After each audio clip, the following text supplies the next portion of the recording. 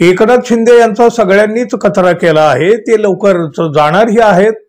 सर्वोच्च न्यायालयानं त्यांचे 3000 कोटी लाचेचे प्रकरण उघड केलं आहे।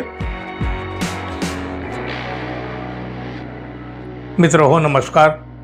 विधानसभा निवडणूक झाली आणि महायुतीचं दुसरं सरकार आलं तेव्हापासून एकनाथ शिंदे यांचे बुरे दिन सुरू झाले असल्याचं दिसतंय बघा।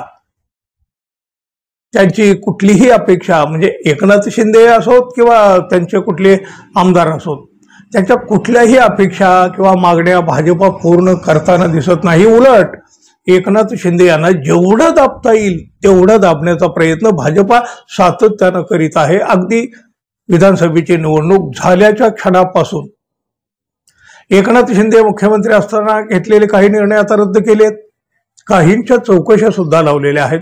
त्यामुळे एकनाथ शिंदे आणि त्यांच्या गटात मोठी अस्वस्थता आहे आणि ती असणार स्वाभाविक आहे। भारतीय जनता पक्षानं सगळ्या बाजूने एकनाथ शिंदे यांची राजकीय कोंडी करून ठेवली आहे आणि अशातच त्यांना सर्वोच्च न्यायालयानं एक जोर का झटका दिलाय।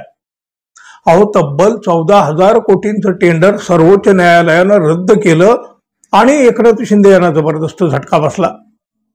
हे दोन टेंडर होते बघा, एक 6,000 कोटींचं होतं आणि दुसरं 8,000 कोटींचं होतं, रद्द करून टाकलं। सर्वोच्च न्यायालयानं दिलेल्या निर्णयामुळे एकनाथ शिंदे यांच्यावर आता विरोधकाकडून सुद्धा टीका होऊ लागली आहे, कारण MMRDA हे शिंदे यांच्या विभागांतर्गत येतं। एकनाथ शिंदे आणि त्यांच्या आमदारांनी गुवाहाटीला जाऊन ते रेड्याचे बळी दिल्याचं कथित प्रकरण मोठ्या चर्चेचं आणि वादाचं ठरलेलं आहेच। मोठ्या प्रमाणात शिंदे गटाची यामुळे बदनामीही होत आहे। संजय राऊत यांनी मोठा दावा केल्यामुळं एकनाथ शिंदे यांच्या गटातून तीव्र प्रतिक्रिया उमटल्या। तसं तर बघायला गेलं तर बघा, शिंदे गटाची आता सगळीकडे खिल्ली सुद्धा उडवली जाऊ लागलेली आहे आणि त्यामध्येच आता संजय राऊत यांनी त्यांना पुन्हा एकदा डिवचलंय। बळी दिल्यामुळे सत्ता आली असं काही जण सांगत आहेत। बळी दिल्यानं काहीही होत नाही, ईडीचा धाक आणि पैसा यातून माहितीची सत्ता आली आहे असं संजय राऊत यांनी म्हटलं।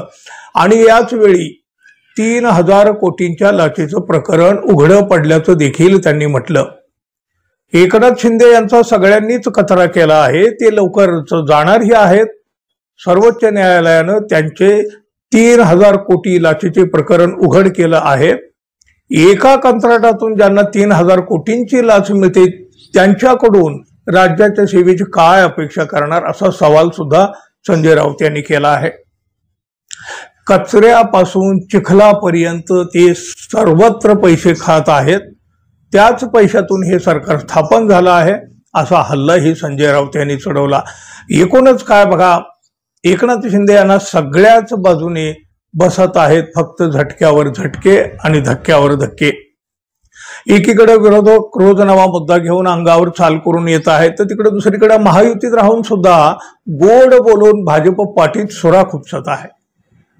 एकनाथ शिंदे यांच्या पुढे आता एकच प्रश्न पडला असेल, अब करे तो क्या करे। इकडे आड तिकडे विहीर अशी अवस्था झालेल्या या एकनाथ शिंदे यांनी आता काय करावे असं तुम्हाला वाटतं मित्रांनो? नाही म्हणजे तुम्हीच द्या आता सल्ला।